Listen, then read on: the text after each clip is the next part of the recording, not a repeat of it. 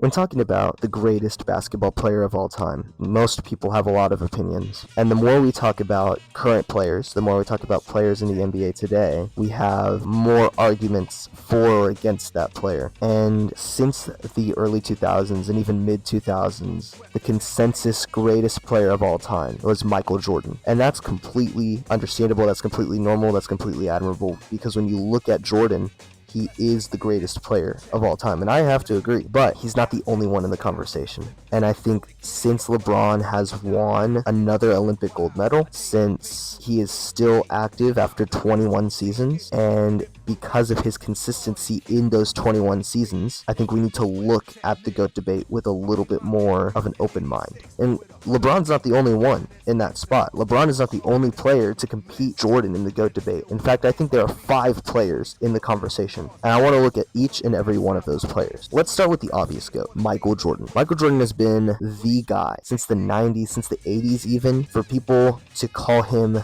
the greatest player of all time. Even before he had his 5th season in the NBA, he was in conversations for being the greatest player of all time. And when you look at his impact, when you look at who he was and who he inspired, we see pretty easily just how influential he is and why he's in the conversation to begin with. Let's look at his personal stats before we even talk about his off the court and on the court debate. Let's talk about his accolades. First of all, he's a 14-time All-Star. He's a 10-time scoring champ. He's a 3-time steals champ. He's a 6-time NBA champ. He's an 11-time All-NBA nominee. He was the 1984 and 85 Rookie of the Year. He's a 9-time All-Defensive Player, 3-time All-Star MVP, 1987 to 88 Defensive Player of the Year. He's a 5-time MVP, a 6-time Finals MVP, and is on the NBA 75th anniversary team. That goes without saying, he is in the Hall of Fame. Obviously, you can't talk about the GOAT without mentioning his airness. And with his career stats, despite his final seasons not doing as well, he's still averaged 30.1 points per game, 6.2 rebounds per game, 5.3 assists per game, with an average of 49.7% from the field, a 32.7% from 3, 83.5% from the free throw line. When making his case for Jordan, most people immediately go to the 6 NBA championships, and that's completely fair. I mean, the guy never lost in the finals, and you could debate for or against his actual performances, because you look at Scottie Pippen, you look at Dennis Rodman for half of those finals, and you say, well, he had help. He had people in his corner. He was always set up to succeed, but you really got to think, he scored a third of their points every single game. The teams that he went up against, they really stood no chance regardless of his help or not, because he was always outscoring teams. When you talk about greatness, I think Jordan is the basis of what greatness should be, because greatness does not equal best, and we will get to who the best player of all time is. And Jordan is not the best player. The stats prove it, and the players that he played up against prove it, and the players that came after him, such as Kobe, such as Steph, even LeBron, prove that he is not the best player to ever play the game, but he is arguably the greatest. And the big conversation you need to have is, when you define greatness,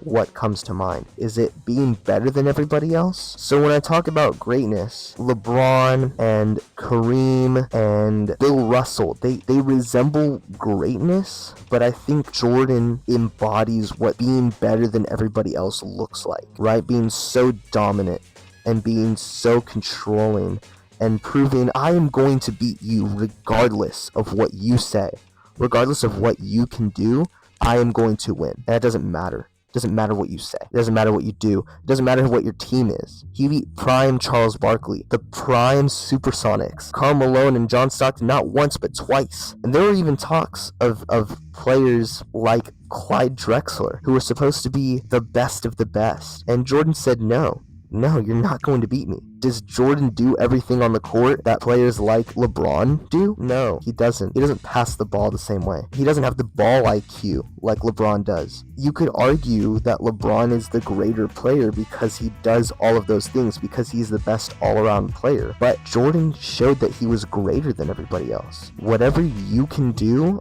I will do better. I will still win. Even if you can average 30, 10, and 10, I will still beat you. I will still win the game. If I have have to score 45, if I have to score 50 to beat you, then fine, so be it. And I think that's what proves that he is greater. Now, there are some cons to Jordan's game. A lot of people nowadays are saying that Jordan's left hand is not as good. They look back at 90s games and they're saying, look at the defense he's playing against. Of course he's going to score the ball. And they may have a point for some of those things. If you look at the statistics, the accusations against Jordan are not as true as they say they are.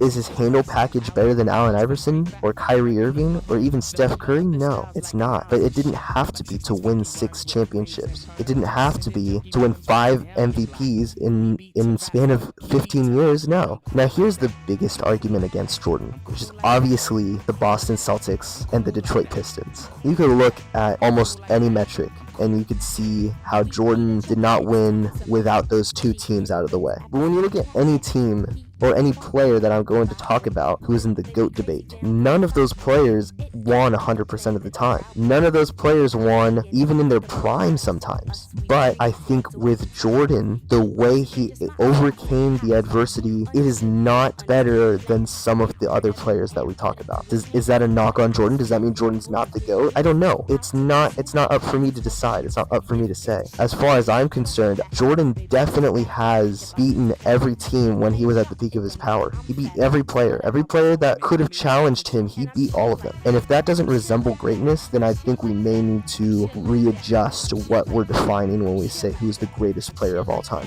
Now, when you're talking about who is the greatest player to ever play the game, the name LeBron James has become synonymous in the present time, and for good reason. I mean, the man is basically the most consistent, dominant, well-rounded, greatest player ever. He's the best. When you look at his metrics, when you look at what he's averaged, he is the best player to ever play basketball professionally. LeBron James was a 20-time All-Star, 20-time All-NBA, 4-time NBA champ, 2007 and 8 scoring champ, 6 All-Defensive teams, 4-time Finals MVP, 4-time MVP, 2019 to 2020 assist champ, and he is the first player to ever win the in-season tournament MVP. And that, all of those accolades just proves that he is just the best all-around player ever. Is he the greatest? Again, it's a debate, it's a conversation, but he is definitely the best player, with averages of 27.1 points per game, 7.5 rebounds per game, 7.4 assists per game, 50% from the field, 34.8% from 3. LeBron James is just as scarily athletic as he is dominant. LeBron James has been the most consistent and athletic as any player going into their 22nd season as ever in the history of the NBA. But there are some caveats to the argument that he is the GOAT. For one, he won 40% of the championships in the finals. Now you could say 40%, well, that's not a very good percentage. However, he has made 10 finals appearances, and he has been the best player in every finals that he's played in. He's even taken teams that should not have even sniffed the finals and won, specifically talking about the Cleveland championship. And when you look at some of his highlights, when you look at some of his plays, when you look at some of the things that he says off the court and talking about basketball, he knows what he's talking about better than almost anybody ever. And I think the biggest thing you could say against him is not beating Dirk Nowitzki in the 2011 finals. I mean, to be honest, he just fell short. And if that's greatness, then then again, what are you defining greatness as? Because that is definitely not greatest player of all time material. And you could say, well, he was getting new to the system. Chris Bosh and Dwayne Wade, they were still figuring things out. And that's all great excuses. But if you're not going to give Jordan an inch of room for failure, then how are you going to give prime LeBron some excuses? And that's just hypocrisy at its finest. And then his other finals losses. He lost to the Spurs twice in the finals. He lost to the Warriors 3 times in the finals. Again, he lost to the Mavericks in the finals. He almost lost to the Thunder in the finals. So when you talk about what teams he went up against and say, well, they're better teams, yeah, but he still lost. But that doesn't take away from the fact that he is great. He is great. Beating the 73-9 Warriors is great. It is greatness embodied. The fact that he's going into his 22nd season in 2024-25, that is greatness. The fact that he's playing with his son in the NBA, the first time that's ever happened, and not just playing in the same league, playing on the same team, that is greatness. So is he the GOAT? Again, it's a debate. There's no right or wrong answer, but he is by far one of the greatest players to ever play the game, And in my opinion, he is the best player to ever play the game, because nobody is better than him. Nobody was better than him in his prime, and his prime has been basically since he came into the league. His third or fourth season at least, when he started winning MVPs, when he started winning championships, when he went to the finals in 2007, 4 years after he was drafted, absolutely nobody was better than him. But there were teams that were greater than his team, and there were players that even when he was in the league were greater than him. But he is by far the best player to ever play. Again, his statistics, his stats, it just shows that nobody was better than him. So why are we comparing players? Why are we comparing the greatness of players? What started that? Who is the reason for that? You could argue Wilt. You could argue Bill Russell. But I think the player that actually defined greatness for over 40 years was Kareem Abdul-Jabbar. Kareem Abdul-Jabbar, since college, since high school even, was the greatest player to ever play in pre-1980. Nobody was better than him. Nobody could beat him. Everybody knew his name. Everybody knew how great he was. And in my opinion, I would say he is the third greatest player to ever play. Now, of course, it's an argument. He could be the GOAT. When you take a look at his accolades, his stats, he was a 2-time scoring champ, a 4-time block champ, a 15-time All-NBA, made 15 All-NBA teams, made 11 All-Defensive teams, was the 1969-1970 Rookie of the Year, won 6 MVPs, was a 6-time NBA champ, and was the rebounding champ in 1979-1976. He was a 19-time All-Star, and obviously he defines Hall of Fame worthy. With career averages of 24.6 points per game, 11.2 rebounds per game, and 3.6 assists per game, I mean, how could you not put him in the GOAT debate? He was an MVP 6 times in his career, with his last one being in 1979-1980. Just absolutely insane forever, and he made an all-star team every year in his career. I mean, greatness embodied. He did win a championship with Oscar Robertson in his second season. Nobody does that, except we'll get to another player who did. His efficiency was insanely high from the field, and I think that was because of his unguardable move, the skyhook. It was unguardable, and for the time, nobody was tall enough or athletic enough to block his shot.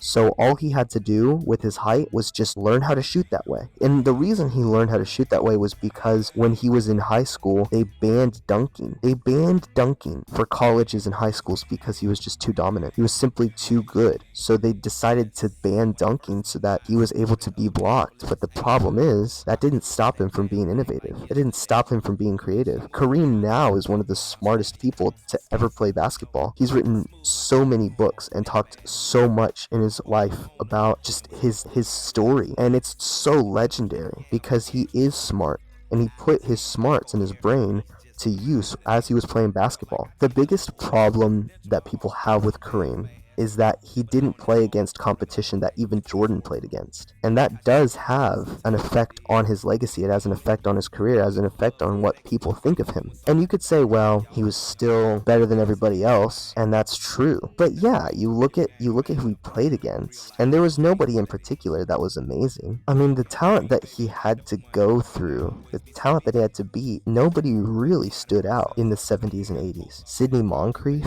Elgin Baylor, Oscar Robertson. The thing with Kareem is that he was the best player. He had no peer, he had no rival. And I think if you're going in the GOAT debate, there does have to be a sense of being greater than everybody else, being better than everybody else, like Jordan, like LeBron. Kareem is definitely one of those players that is scrutinized now because he didn't play against people with Steph Curry's talent or with Patrick Ewing's talent. But he did dominate his sport for the longest time and held the scoring record for 40 plus years. If that doesn't define greatness, I don't know if anything will. Setting nearly unbreakable records forever for the longest time, it's not heard of really. And in my opinion, I don't think there's anybody under Kareem in the GOAT debate that actually could usurp him. When you're talking about who the greatest players are, he is by far one of the scariest and legendary to ever touch the basketball. And his off-the-court stuff is just as great because when he was playing, players were scrutinized. Players were scrutinized for their color. It was definitely something that he had to fight against. He would fight with Bill Russell. He played during the Civil Rights Movement. I mean, he had to face scrutiny off and on the court all the time because of who he was in the generation that he was playing in. So the stuff that he did, the stuff that we saw, is not just basketball, but it's making a statement. And he paved the way. Whether we admit it or not, he did help pave the way for players now. He paved the way for people now.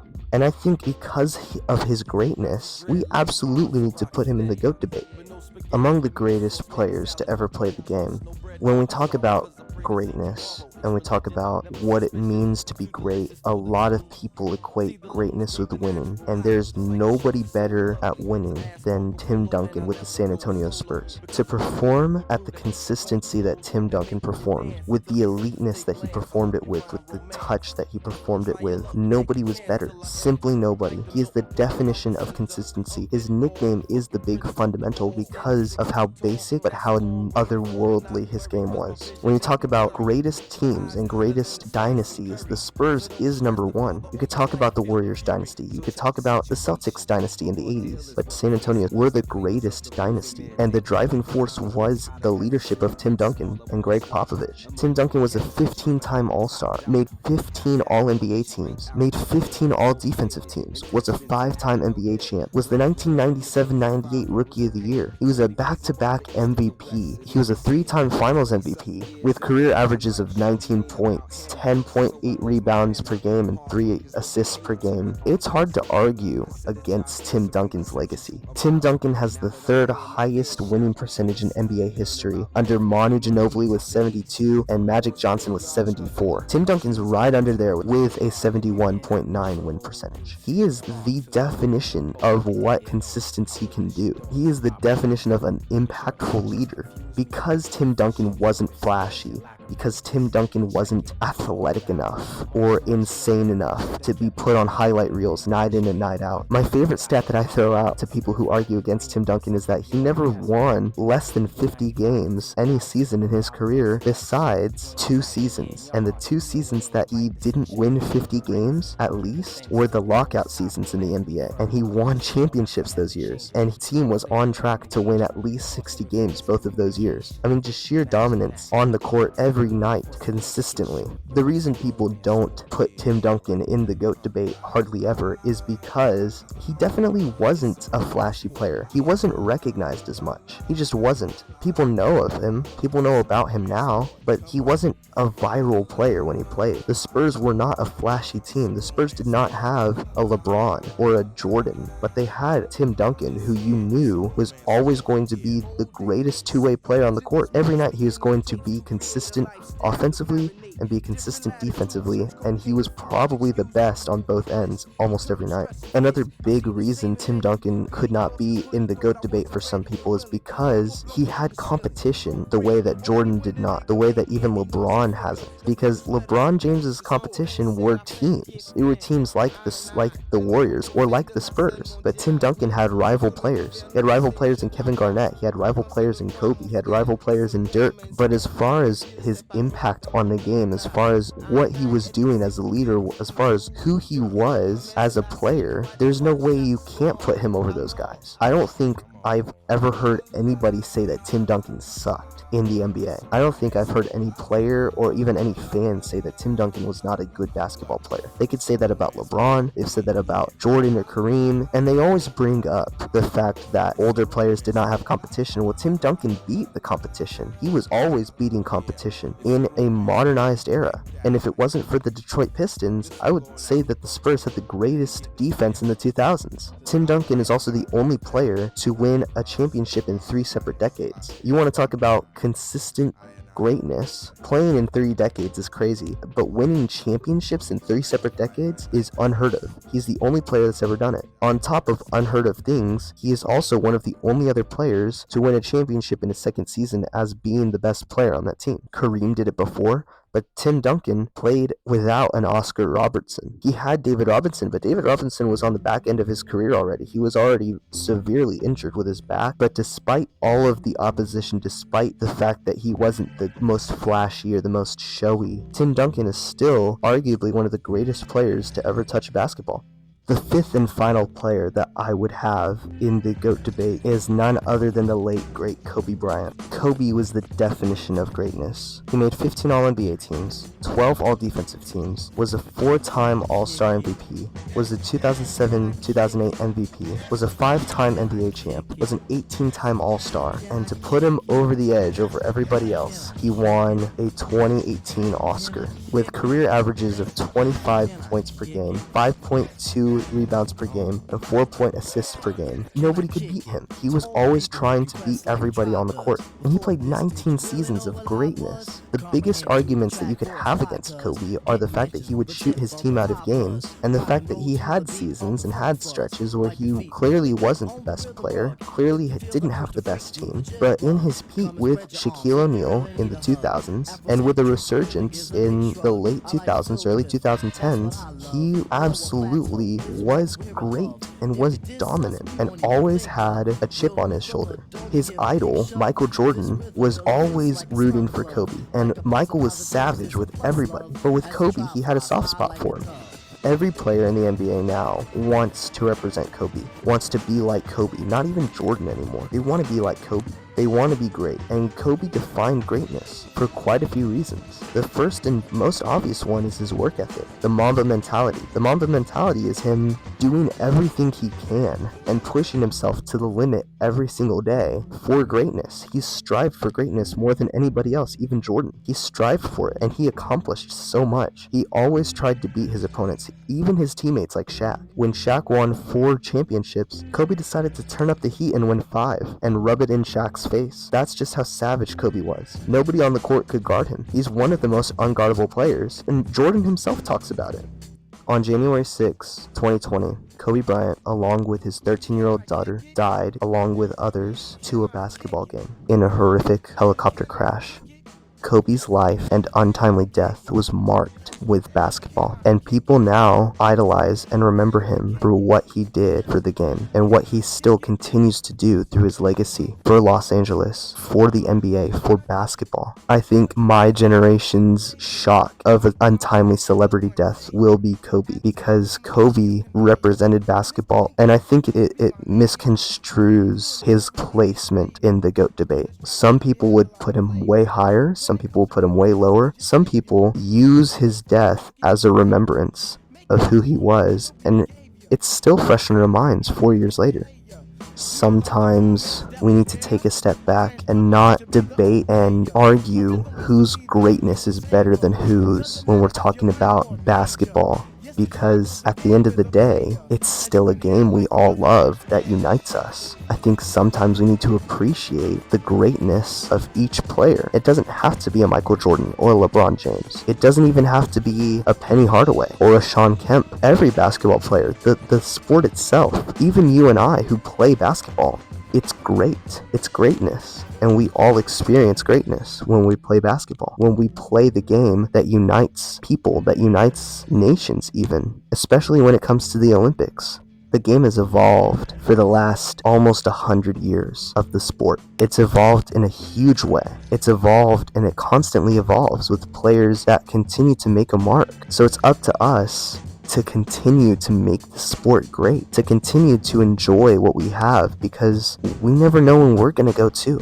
So enjoy what you got. Enjoy the greatness of these players. Iguodala to Curry, back to Iguodala, up for the